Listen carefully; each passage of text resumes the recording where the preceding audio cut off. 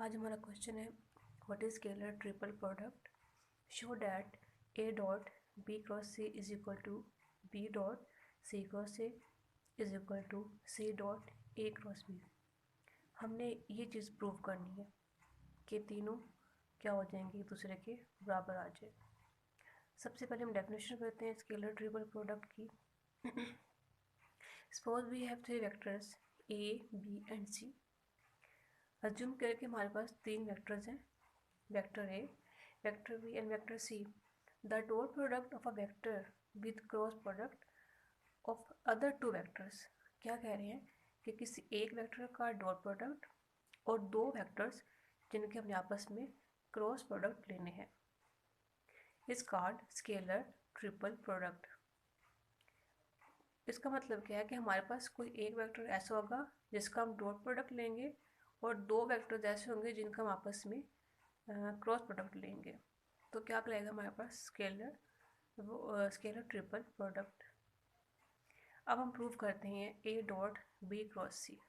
अब हमें पता है कि मैथमेटिक्स के रूल में हम सबसे पहले ब्रैकेट को सॉल्व करते हैं। तो अब हम क्या करेंगे, सबसे पहले क्या सॉल्व करेंगे, B cross C. B cross C is equal to, अब इसके हम कॉम्पोनेंट्स लिखेंगे बी के और सी के। बी के कॉम्पोनेंट क्या हो जाएंगे हमारे पास, बी एक्स आई प्लस बी वाई जे प्लस बी जी के क्रॉस सी के कॉम्पोनेंट क्या हो जाएंगे, सी एक्स आई प्लस सी वाई जे प्लस सी जी के। अब हम इसको डिटर्मिनेंट में लिखेंगे इस तरह आई जे के। अब पहले हमारे पास बी के आएंगे कॉम्पोनेंट्स, क्योंकि हमारे पास इधर पहले बी वेक्टर है, तो हम पहले बी के कॉम्पोनेंट्स लिखेंगे B X B Y B G और फिर सी के सी एक्स सी वाई सी जी।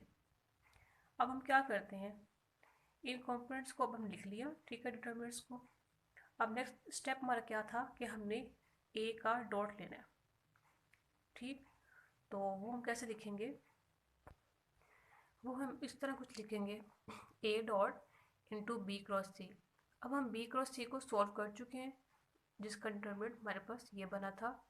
अब साथ हम क्या करेंगे, वेक्टर ए के कॉम्पोनेंट्स लिखेंगे ए एक्स आई प्लस ए वाई जे प्लस ए जी के, और साथ हमने डॉट भी लगाना है, जैसा कि आपको शायद ये नज़र आ रहा होगा, ठीक है।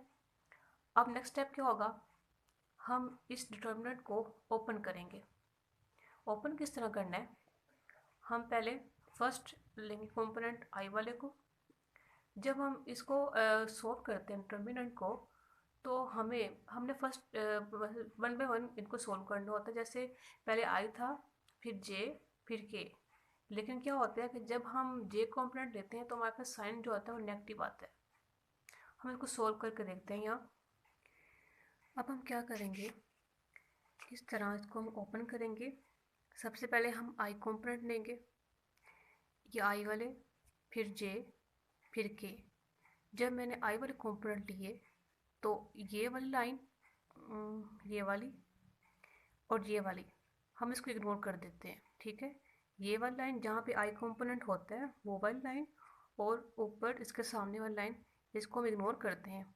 बाकी के टर्म्स को आपस में मल्टीपल करते हैं। तो आंसर क्या आ जाएगा मेरा, आई इस तरह लिखूँगी साथ, और बी वाई सी जी, फिर सेंटर में साइन अगर आएगा नेगेटिव का, फिर बी जी सी वाई।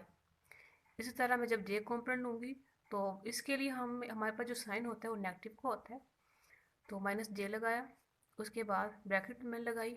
अब क्या होगा, ये जे कॉम्पोनेंट, इसकी ये वाली लाइन और ये लाइन, इसको इग्नोर कर दूंगी मैं। पीछे क्या रह जाएगा मेरे पास, बी एक्स सी जी माइनस बी जी सी एक्स, जो मैंने यहाँ लिखा हुआ है। फिर मैं के कॉम्पोनेंट को लूँगी, इसमें भी ऐसे करेंगे, हम ये लाइन इग्नोर कर देंगे, ये वाली और ये वाली इग्नोर कर देंगे।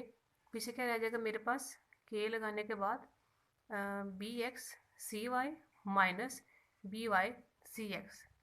अब मैं आगे एक स्टेप करूँगी, मैं चाहती हूँ कि मेरे पास ये जे भी पॉजिटिव हो जाए, मीन्स कि इसका जो नेगेटिव साइन है इसको ख़त्म कर दूँ और यहाँ पर भी प्लस आ जाए। तो इसका क्या तरीका है, मैं क्या करूँगी, जो अंदर की टर्म्स हैं, जैसा कि ये बी एक्स सी जी माइनस BgCx।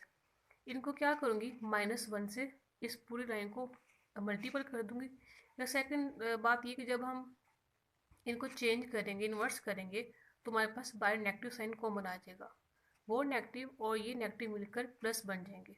ठीक, जैसा कि आपको इस इक्वेशन में नज़र आ रहा है। अब नेक्स्ट स्टेप क्या होगा, आपने इस AXI को पहले इससे मल्टीपल करना है, इस वाली साइड से।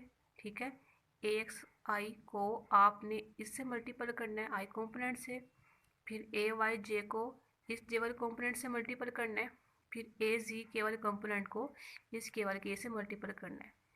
अब हमें पता है कि डॉट प्रोडक्ट में I dot I, J dot J and K dot K is equal to 1। I dot I, J dot J and K dot K, अब ये टर्म तो आपस में मतलब ये तो ख़त्म हो जाएंगी। पीछे क्या रह जाएगा मेरे पास, ये AX BY CZ, मीन्स कि अब ये बाकी टर्म्स ये आ जाएंगे हमारे पास। फिर बताती हूँ दोबारा, हमने पहले AXI को इस I वाले कॉम्पोनेंट से मल्टीपल करना है, फिर AYJ को इस J वाले कॉम्पोनेंट से मल्टीपल करना है, फिर AZK को इस K वाले कॉम्पोनेंट से मल्टीपल करना है। ठीक है, क्योंकि अब यहाँ पे हम क्या ले रहे हैं, डॉट प्रोडक्ट, तो I dot I, J dot J और K डॉट K वो 1 के इक्वल हो जाएंगे। फिर जो रिमेनिंग टर्म हमारे पास बचेगी वो ये होगी, AX इसके कॉम्पोनेंट, फिर AY इसके कॉम्पोनेंट, फिर AZ और इसके कॉम्पोनेंट। अब हम इस इक्वेशन को इस तरह डिटर्मिनेंट की फॉर्म में भी लिख सकते हैं, जैसा कि AX AY AZ ये आ जाएंगे, फिर उसके बाद BX BY BZ, फिर CX CY CZ। अगर आप कंफ्यूज हैं कि ये किस तरह इस तरह हम इसको लिख सकते हैं, तो देखें ज़रा। अगर मैं AX के कॉम्पोनेंट लेती हूँ तो क्या होगा, ये लाइन भी इग्नोर हो जाएगी, ये वाली भी, ये वाली और ये वाली, इसको हम इग्नोर कर देंगे। बाकी कॉम्पोनेंट हमारे पास क्या बच जाएंगे, BY CZ minus BZ CY। तो क्या वो यही कॉम्पोनेंट नहीं है।